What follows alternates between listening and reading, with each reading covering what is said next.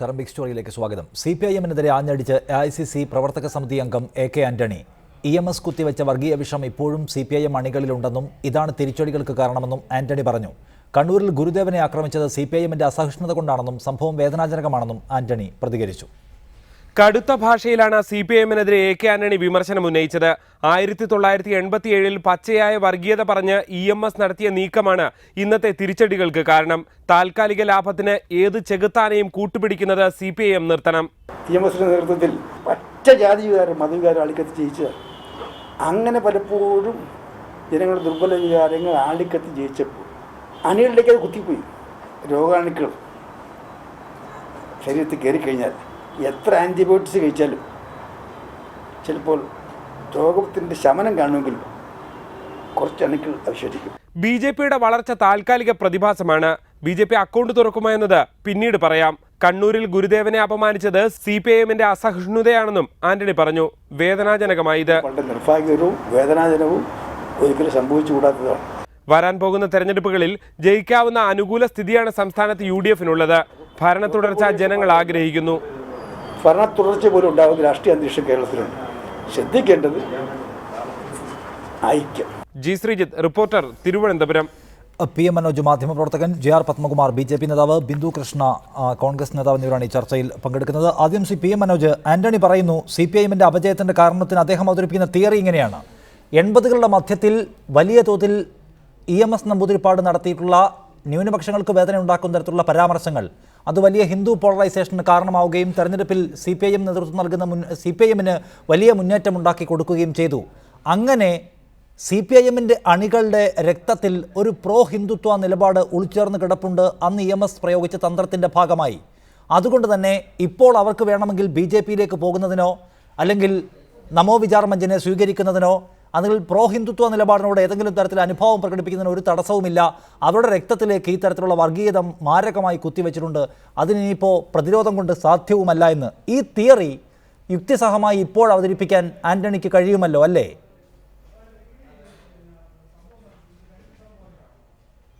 പറഞ്ഞത് AK ആന്റണിയാണ്. AK Antony KPCC പ്രസിഡൻ്റായിരുന്നപ്പോൾ ഉണ്ടായ Congress BJP league സഖ്യത്തെക്കുറിച്ച് BJP-യുടെ കേരളത്തിലെ ഏറ്റവും ഉയർന്ന എക്കാലത്തെ നേതാവ് ശ്രീ KG മാരാർ, അദ്ദേഹത്തിന് മേലെ ഒരു നേതാവും കേരളത്തിൽ ഇതുവരെ BJP-ക്ക് ഉണ്ടായിട്ടില്ല.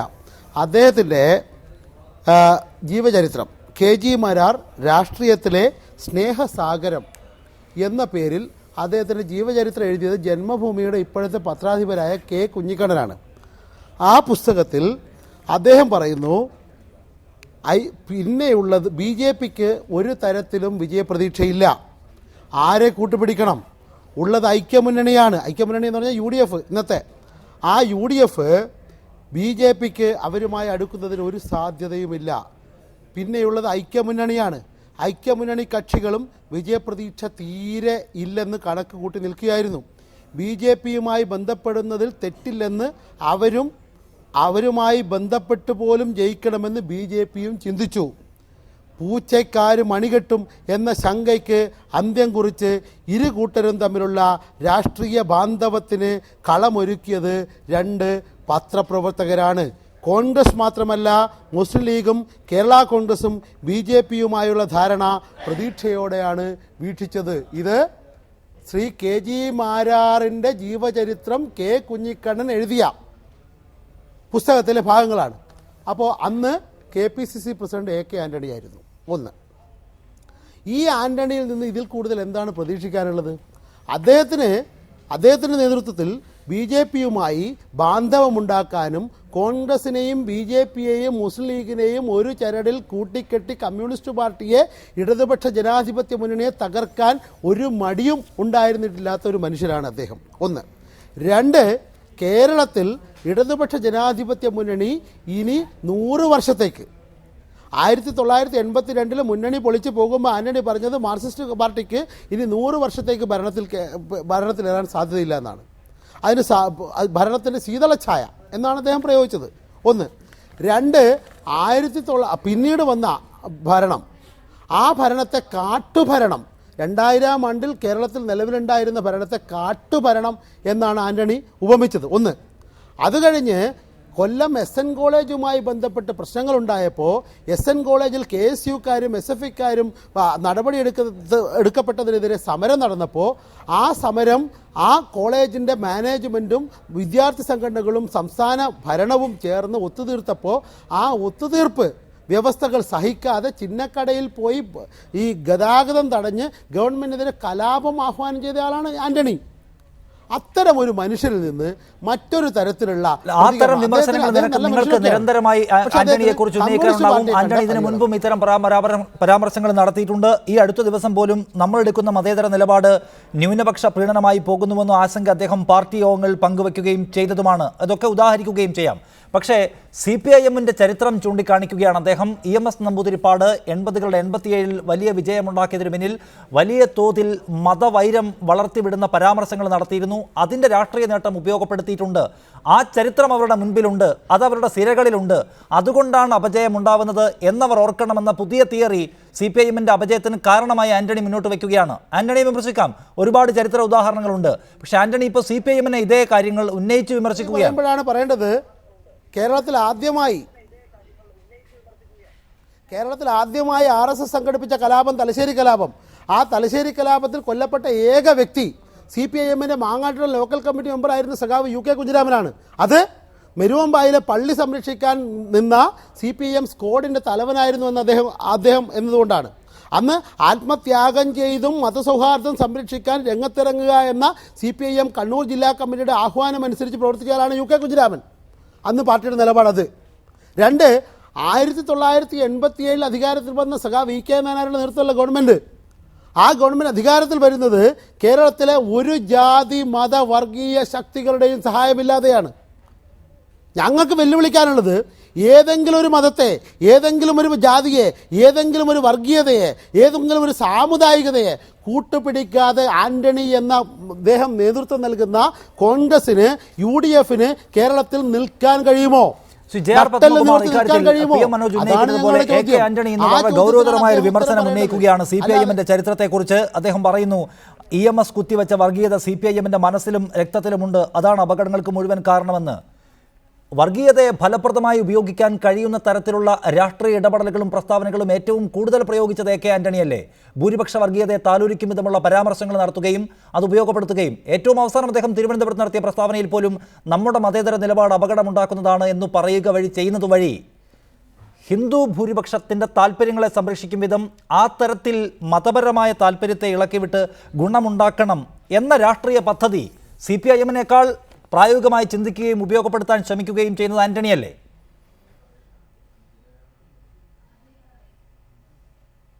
അല്ല, ഈ കേരളത്തിലെ UDF LDF-ന്റെ കഴിഞ്ഞകാല പ്രവർത്തനങ്ങൾ നമ്മൾ വിലയിരുത്തി നോക്കിയാൽ വളരെ വ്യക്തമല്ലേ ഇക്കാര്യം. ഇവർ തങ്ങളിൽ അങ്ങോട്ടും ഇങ്ങോട്ടും ഈ വർഗീയതയെയും ജാതിയെയും ഒക്കെ വളരെയേറെ പ്രോത്സാഹിപ്പിച്ച് അതിൻ്റെ അടിസ്ഥാനത്തിലാണ് വോട്ട് നേടി ജയിക്കുന്നതിന് വേണ്ടിയിട്ടുള്ള ശ്രമങ്ങൾ എക്കാലത്തും നടത്തിയിട്ടുള്ളത്.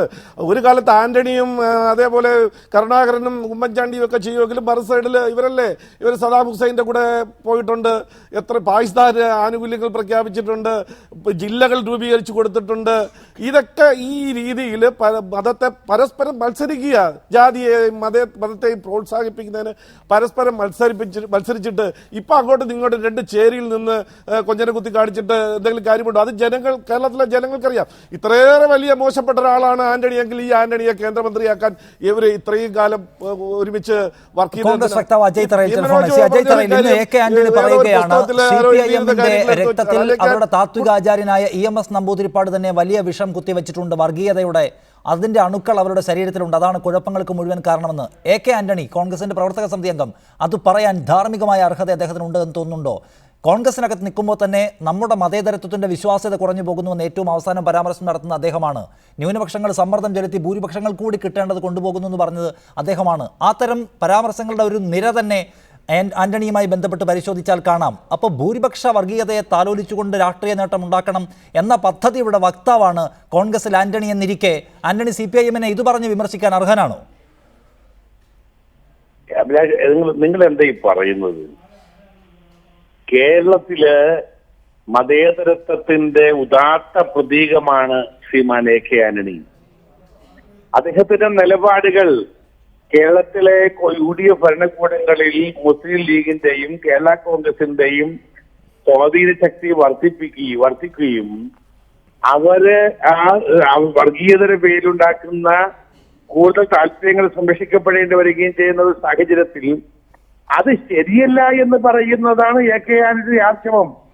അതാണ് അദ്ദേഹത്തിന്റെ മതേതരത്വത്തെ കുറിച്ച് ഞാൻ പറയുന്നത്. ഞാൻ ചോദിക്കട്ടെ ശ്രീമാൻ, AK ആന്റണി പറഞ്ഞ വാക്കിന് എന്താ തെറ്റ്?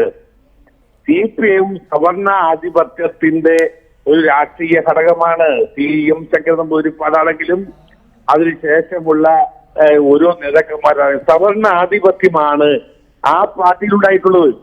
ആ പാർട്ടിയെ ചുമന്നുകൊണ്ട് നടന്നത് പാവപ്പെട്ട പിന്നോക്കക്കാരായ അണികളും അതിന്റെ ആധിപത്യം മുഴുവനും CM ശങ്കരൻ നമ്പൂതിരിപ്പാട് പോലെയുള്ള സവർണാധിപത്യമായിരുന്നു. അത്തരം ജാതിപരമായ ഭിന്നതയെക്കുറിച്ചല്ല ഇന്ന് ആന്റണി ചൂണ്ടിക്കാണിക്കുന്നത്. അന്ന് ശരീഅത്ത് വിവാദവുമായി ബന്ധപ്പെട്ട് EMS നമ്പൂതിരിപ്പാട് നടത്തിയ പരാമർശങ്ങൾ 87-ലെ വിജയത്തിന് മുന്നോടിയായി നടന്ന വലിയ വിവാദം അത് ചൂണ്ടിക്കാണിച്ചുകൊണ്ട് അദ്ദേഹം പറയുന്നു, ഇപ്പോൾ നമുക്കറിയാം വലിയ തോതിലുള്ള സാമുദായിക സംഘർഷത്തിന്റെ വക്കിലേക്ക് കാര്യങ്ങൾ പോകുന്നുവെന്ന ആശങ്ക ഉണ്ടാക്കുന്ന തരത്തിലുള്ള സാഹചര്യം കേരളത്തിൽ നിലനിൽക്കുമ്പോൾ ആന്റണി വന്നിട്ട് പറയുകയാണ് CPIM-ന്റെ ഉള്ളിലുള്ളത് മുഴുവൻ യഥാർത്ഥ വർഗീയതയാണ്, അതിൻ്റെ അണുക്കൾ ഒരു കാലത്തും അവരുടെ ഉള്ളിൽ നിന്ന് പോവില്ല, അതിൻ്റെ കുഴപ്പമാണ് മുഴുവൻ.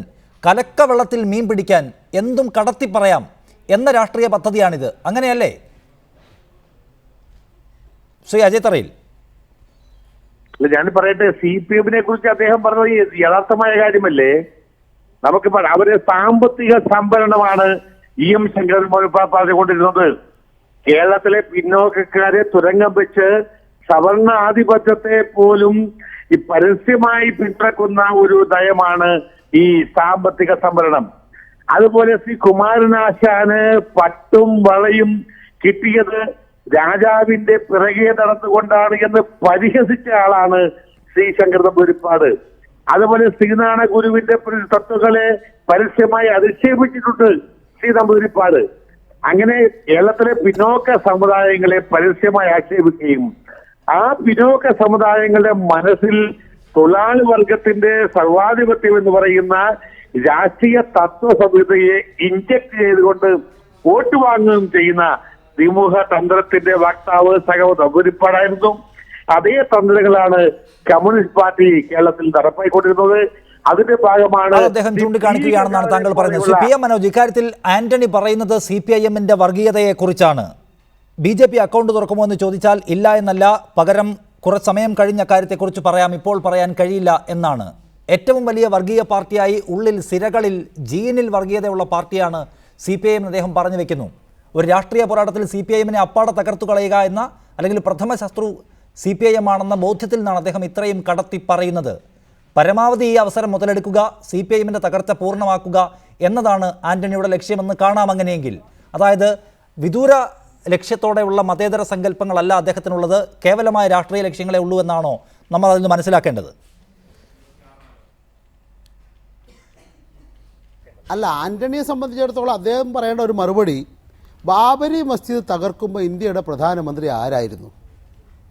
നരസിംഹറാവു ആയിരുന്നു. അന്ന് AK ആന്റണി ഇതുപോലെ ഇന്ത്യയിലെ പ്രധാനപ്പെട്ട നേതാവായിരുന്നു. അപ്പോൾ എല്ലാ ഘട്ടത്തിലും മൃദു ഹിന്ദുത്വം അത് സ്വന്തം രാഷ്ട്രീയ നേട്ടങ്ങൾക്ക് വേണ്ടി ഉപയോഗിച്ചിട്ടുള്ള ഒരു പാർട്ടിയുടെ നേതാവാണ് അദ്ദേഹം. അവിടെ കേരളത്തിൽ വരുമ്പോൾ കേരളത്തിൽ ന്യൂനപക്ഷങ്ങൾ ശക്തമാണ്. അതുകൊണ്ട് ആന്റണി ഒരേ സമയം ന്യൂനപക്ഷങ്ങളെ പ്രീണിപ്പിക്കുകയും ന്യൂനപക്ഷ വിരുദ്ധ പ്രസ്താവനകൾ ഇറക്കുകയും ചെയ്തിട്ടുണ്ട്. ആന്റണി എപ്പോഴും ഒഴുക്കിന് അനുകൂലമായി നീന്തുന്നയാളും കാറ്റിനനുസരിച്ച് എന്നൊക്കെ നമ്മൾ പറയാറുണ്ടല്ലോ, അതുപോലെ ചെയ്യുന്നയാളാണ്. ഈ ഗവൺമെൻറ് അഴിമതിയുടെ ഏറ്റവും വലിയ ഒരു മൂർത്ത രൂപമാണ് എന്ന് അറിഞ്ഞുകൊണ്ടാണ് ആന്റണി പറഞ്ഞത് കേന്ദ്ര പദ്ധതികൾ കേരളത്തിലേക്ക് വരാൻ എനിക്ക് പേടിയാണ്. എന്താ, ഇവരും അഴിമതി നടത്തി വാരി കൊണ്ടുപോകും UDF ഗവൺമെൻറ്. അതുകൊണ്ട് എന്നാൽ നമ്മൾ കഴിഞ്ഞ 5 വർഷം നോക്കാം. ഇപ്പോൾ കേരളത്തിൽ കഴിഞ്ഞ ആഗസ്റ്റ് 18-ന് പയ്യന്നൂർ കണ്ടോത്ത് ശ്രീനാരായണ ഗുരുവിൻ്റെ പേരിൽ 1932 സ്ഥാപിച്ച വായനശാല RSSകാർ തകർത്തു. അത് കഴിഞ്ഞ് തലശ്ശേരി നങ്ങാരത്തുപിടിയിൽ ശ്രീനാരായണ പ്രതിമ RSSകാർ തകർത്തു. RSS ആണ് ചെയ്തത്. RSSന്റെ അരയക്ഷരം നമ്മുടെ ഈ മതനിരപേക്ഷതയുടെ മഹാപ്രതീകമായി നിൽക്കുന്ന AK ആന്റണിയുടെ നാവിൽ നിന്ന് ഉതിർന്നോ? ഇല്ല. കാരണം ഇപ്പോൾ UDF-ന് അനുകൂല സാഹചര്യമാണ് എന്ന് വരുത്തി തീർക്കണം ആന്റണിക്ക്. ആ ആന്റണിക്ക് BJP-യെ പ്രീണിപ്പിച്ചാൽ മാത്രമേ, അല്ലെങ്കിൽ BJP അനുകൂലിച്ചാൽ മാത്രമേ CPM-നെതിരായിട്ടുള്ള വികാരം വളർത്തിക്കൊണ്ടുവരാൻ കഴിയൂ എന്ന എന്നാണ് രാഷ്ട്രീയമായ ജെ.ആർ. പത്മകുമാർ വളരെ പ്രധാനപ്പെട്ട കാര്യം. ഇന്ന് അദ്ദേഹം ഈ വിഷയങ്ങളുമായി ബന്ധപ്പെട്ട് പ്രതികരിക്കുമ്പോഴൊന്നും RSSന്റെ ആളുകൾ പ്രതികളായിട്ടുള്ള ഗുരുദേവ പ്രതിമ തകർത്ത സംഭവത്തെക്കുറിച്ചൊന്നും ഒരു പരാമർശവും നടത്തുന്നില്ല. മറിച്ച് CPIM രക്തത്തിലെ വർഗീയതയുള്ള പാർട്ടിയാണെന്ന് പറഞ്ഞ് സ്ഥാപിക്കാൻ ശ്രമിക്കുകയും ആകെ കുഴപ്പമുണ്ടാക്കുകയാണ് CPIM എന്ന് പറയാൻ ശ്രമിക്കുകയും ചെയ്യുകയാണ്. ഒപ്പം ഭൂരിപക്ഷ സമുദായത്തിൻ്റെ താല്പര്യങ്ങളിലേക്ക് നടന്നടുക്കണം കോൺഗ്രസും എന്ന അഭിപ്രായം അദ്ദേഹം എല്ലാ ഘട്ടങ്ങളിലും ആവർത്തിക്കുകയും ചെയ്യുന്നു. നിങ്ങൾ കൂടി മുന്നോട്ട് വെക്കുന്ന രാഷ്ട്രീയ നയപരിപാടിയോട് ചേർന്ന് വരികയാണ് ആന്റണി എന്ന് നിരീക്ഷിക്കുന്നുണ്ടോ?